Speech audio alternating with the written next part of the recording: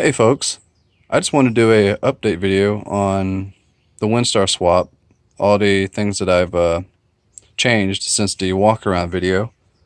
Probably the first thing that you can notice off the bat is that big blue silicone hose that I used for the idle air control valve is now gone. I've since switched it out with some of these 90-degree elbows and that vacuum line. These came off of a 4.6 Crown Vic or Mustang GT, one of those two. It's nice because it's got this bend already in it, so it kind of goes all the way around the idle air control valve itself. It makes it look, I guess, more factory than that big giant piece of cold blue hose that was just lying in there, and that had a tendency to collapse on itself under vacuum. And now with the PCV valve, this is another piece of hose. It was actually slightly bent like this already when I got it. I got it off of a 4-cylinder something Ford in a junkyard.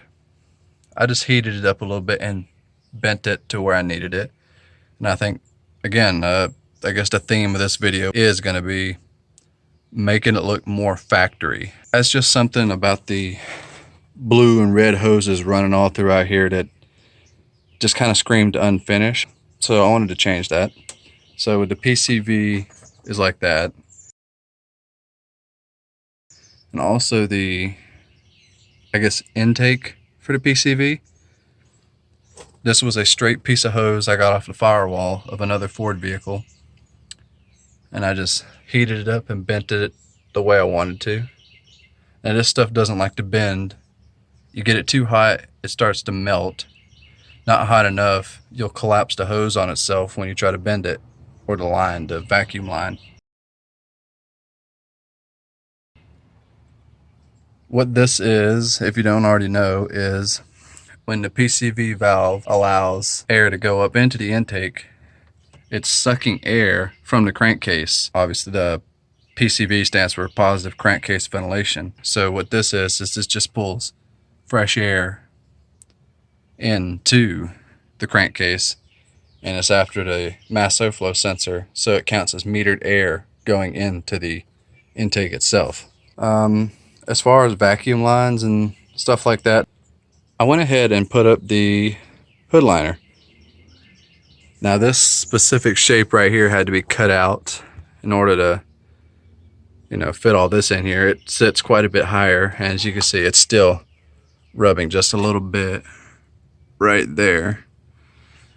But I'm not too worried about that. I was fine without running the hood liner, but when I run my radar detector, and every time I go past like a quarter to half throttle, the radar detector would just go crazy. It was picking up some kind of frequencies coming off the engine, possibly the sensors or something. I'm not exactly sure, but it was picking that up. So what this hood liner does is it sort of insulates, but as you can see, there's